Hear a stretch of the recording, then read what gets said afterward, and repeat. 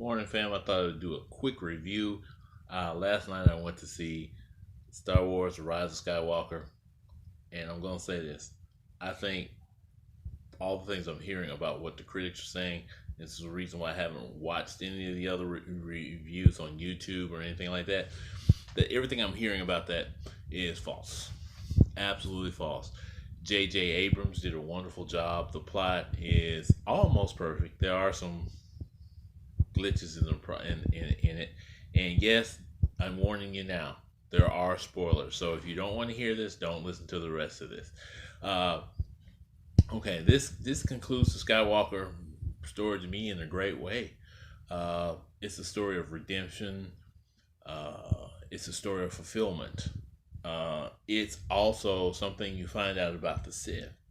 Now, I think some of the biggest criticism come from people who didn't like the Last Jedi. Like I said, I rewatched the video and I understood the movie. I'm not gonna say it was great because once you watch this film, you will see why it's not great. I think some of the plot points kind of got screwy, especially with the whole Palpatine thing. Because as you watch the movie, the scroll, here's Palpatine. You're thinking somewhere in the movie Palpatine's going to be introduced, but it was right there in the scroll, telling you that Palpatine sent out this message that's revealed that he is the person behind all of this in the very beginning of the movie. So, and he's drawing all his people in, and he's trying to set a trap similar to the same one from Return of the Jedi, where it gets into legends and they pull up some stuff. A lot of things happen through the movie, but basically, there was a lot of elements that I loved about this movie. One thing that we find out is that Finn is force sensitive. Wow. And this is something I thought should have happened from the beginning of Force Awakens that did not happen during Force Awakens. But Finn is force sensitive. And another thing we found out is though Leia was trained, she had completed her training. Did not know that. And in fact, it seems as if she was training Rey, which I did have some issues with that. And I'll talk about that some other time. But as far as I'm concerned, the movie was well. I did have some issues with Leia being the one training Rey. I don't think that was appropriate. Now, her following the books was great. If she followed the books and was listening to what was in the books was fine. And Luke's death was explained very well in this movie. When Luke's fourth ghost came back, he said, I made a mistake. That was my error. Did not know the entire elements of what was behind what's going on. Here's something about Star Wars that people forget. Luke's arc came from something that was wrong with the Jedi. The Jedi had became overblown, somewhat self-righteous in the end, as a group of people. And I'm going to say this because as watching this, I watching the entire series from the first three films to the very end, and knowing this very well since I've been watching this since I was a kid back in the 70s and 80s. The Jedi had made one big error, and this is what you get from episode 1 through 3. They came aware of themselves, and they thought that they could simply do away with certain things. Like, let's talk about Anakin Skywalker. They avoided putting him in places of authority because they knew something was dark about him. But by doing so, they pushed him away into the dark side. There's something about being a Jedi that they think they are more powerful than anything. It's a spiritual thing that we talk about in the Bible, that even a good man can be faulty. The Jedi were good people, but they had things that weren't faultless about them. So they kept secrets. They sometimes didn't tell exactly the truth, as you find out with Obi-Wan when he's talking to Luke later on. And those lies and certain things are kept from Luke that he didn't know. He finds out later. He probably didn't even know until later that Obi-Wan was the one who got in a duel with his father. these elements come up in The Last Jedi, and this is what happens to Luke. But Luke gets, because of those things, Luke loses his illusion of what the Jedi is, and is disillusioned by that. That's The Last Jedi. That's my understanding of that. So we'll go past that point. But as far as The Rise of Skywalker goes, there were elements from things from Raven's time, Nihilus. Nihilus used to suck the life force out of people. The Emperor did the same thing at the end. There was elements of canon from different periods, and so we understand this. So people have a problem with Palpatine showing up at the end, but I don't, because I understand. And even George Lucas had plans for Palpatine in his films. Maybe this could have been done better if we had more examples of this in the other films, but at the same time, I totally understand. And he had to do some retconning because J.J. Abrams had to fix some things that Rian Johnson did wrong. And I'm not going to say he didn't, but there were some things he didn't do correctly. But I'm going to say this. Watching that film last night, I was completely satisfied. And like I said, a lot of the critics get it wrong. Finding out Finn was force sensitive was awesome. It was something I thought should have happened from the beginning.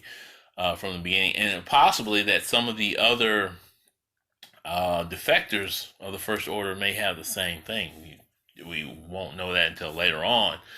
And we also saw elements of possibly other TV shows, maybe other movies that were put in this. And I don't know if anybody's talked about this, but Rey at the end of the movie sort of set up a cliffhanger for the next trilogy. She buried the two lightsabers, the one belonging to to Palpatine and the one belonging to the Skywalkers. And she buried them in the sand right there at Luke's old home. She set that up, and she had her own lightsaber. That's a future in that. We already know about the Force kids that were in the Rian Johnson movie, so something's going to happen with that. Now, here's the thing. Rian Johnson's off making a movie. Maybe he's not even talked to J.J. Abrams, because like J.J. Abrams threw George Lucas stuff out the window, Rian Johnson threw J.J. Abrams stuff out the window to make his film. But like I said, when Skywalker came along, I was glued to my seat from beginning to end of that movie. There was not one point in that movie that was a letdown. That was the best thing about that movie. And I don't care what anybody say about plot points and all of this. As we remember, if you watched The Last Jedi, the resistance was down to a minimum. The end fight scene where Lando goes off and he finds people, they fly across the galaxy and they collect a fleet and bring them in. I thought that was awesome at the end. So there were several things that was great. I will tell you about some things, and please forgive me if this bothers you politically or socially, if you're offended by what I'm about to say. Disney did Disney. They had two women kissing in the movie. Did it bother me? No, didn't bother me. It was kind of a background thing. There was some people I've watched doing their reviews that were hoping that Finn and Poe would kiss, but as we know, Finn had a romantic interest. Poe had a romantic interest in the movie. Finn's sort of a character that was kind of hinting around with some kind of secret. To me, I think it's because he's force sensitive. And with Finn, there's probably 3 love interests in the whole movie together. Well, at least 2 now that we know that Rey kissed Ben Solo at the end of the movie. Another thing is Ben Solo's redemptive arc. Did I expect it to happen? Yeah. Did I want it to happen? Kinda no. Because I wanted it to be different than what happened with all the other people in the movie. I wanted him to stay dark, and I like the fact that he was trying to stab Palpatine in the back, and Palpatine knew because he's, dealt with that before. But I kind of like that. He was darker than Darth Vader, and in the end, he was actually stronger than Darth Vader in some ways. He wasn't that whiny guy from the first movie, and he wasn't that confused guy from the second one. He was sure of who he was. Um, so his redemptive arc was a surprise. I'm not gonna say I wanted it to happen, but at the same time, it worked. It was wonderful. His sacrifice in the end was wow. You know, I was expecting the fight scene where when Palpatine light and dark, and I saw how he used it. He drew the power from them, but at the same time, Ray called on the Force from called on the voices of all the others from the past, and all I can say is this movie was awesome. It was great. It was well done. J.J. Abrams scored a hit to me. And if you're not watching this film, it's because you're protesting for some stupid reason. I understand you folks read a lot of Legends. Some of that stuff doesn't even fit. I've read some of the Legends books. And to me, those books go, whew. You know what I'm saying? I love Raven. I think we should do something with Raven in the past in the Old Republic. I love some of the Old Republic stuff, some of the stuff from the video games. All that stuff's coming, I believe. So I'll be looking forward to that. But they didn't pay a lot of politics with this movie. Women had great roles in this movie that made sense. Um, Poe and Finn really showed out in this movie, and I was proud of that because that's where Finn's arc finally got what it deserved. It didn't get what it deserved with Rian Johnson. Uh, I'm glad they didn't bring back Captain Phasma because they just never did that character right in the first place. They never did her justice in the way I think she should have gotten justice. Um, so if you get a chance to see this movie, please go see this movie. It's an awesome movie, and if you're an old Star Wars fan like I am, you will be totally satisfied. This is the way to end the series. There will be some things you won't understand, but as far as I'm concerned, this movie was awesome.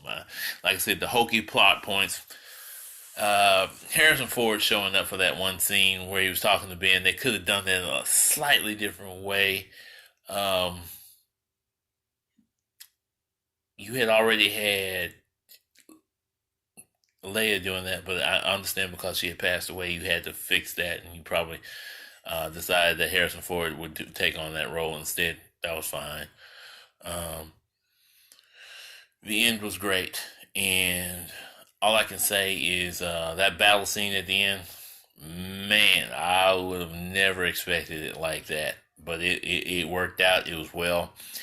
It was more up to date, contemporary. You know, the fight scene was a little bit slower, and if you remember in Return of the Jedi years ago, but this was at the speed of the modern time, and I think the movie was great. Um, Again, check this out on Topic Mixer. Please hit like below if you're watching this video. Again, thank you and have a wonderful day.